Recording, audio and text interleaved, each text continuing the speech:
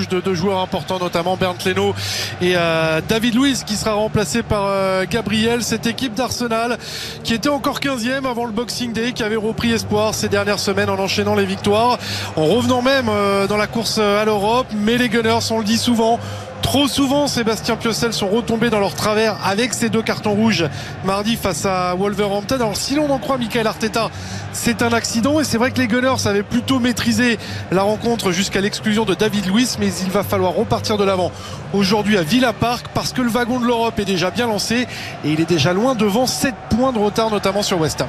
Oui, bonjour Julien, bonjour à tous. C'est vrai qu'on a vu une équipe d'Arsenal ces dernières semaines dans un net regain de forme, et puis voilà, ça fait un petit peu tâche, hein, cette défaite face aux Wolves. Là, c'est un adversaire aussi qui est en difficulté actuellement, mais voilà, c'est deux équipes à qui... Bertrand Traoré qui a flairé le bon coup, le centre extérieur du pied et la reprise d'Ollie Watkins. Il avait déjà détruit Arsenal au match aller. Ollie Watkins remet ça et punit tout de suite les Gunners. Ouais, ça va très vite, hein, pour les Villains, et on va voir, ça sera sur le ralenti une erreur dont va profiter Bertrand Traoré, mais au départ de l'action, hein, c'était surtout aussi une superbe relance d'Emiliano Martinez sur Bertrand Traoré. Là, on va voir Tête Cédric. On est déjà reparti. Au second poteau, la remise de Gabriel, l'intervention de Rob Holding il s'impose, hein, dans ses seconds ballons, les Villains.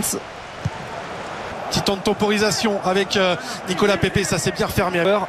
En l'occurrence Suarez qui est un latéral, mais qui dépanne plutôt médiane, basse même. Thomas Partey là, par Target, le centre, de nouveau sur la tête de Konst. Allez-y, c'est Piocel. Non, je disais dans la tempe, non, je regardais le ralenti. Hein.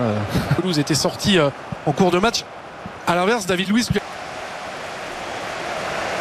C'est une équipe, hein, qui est... Oui, effectivement, le Aston Villa, c'est-à-dire des années 90, 2000, qui était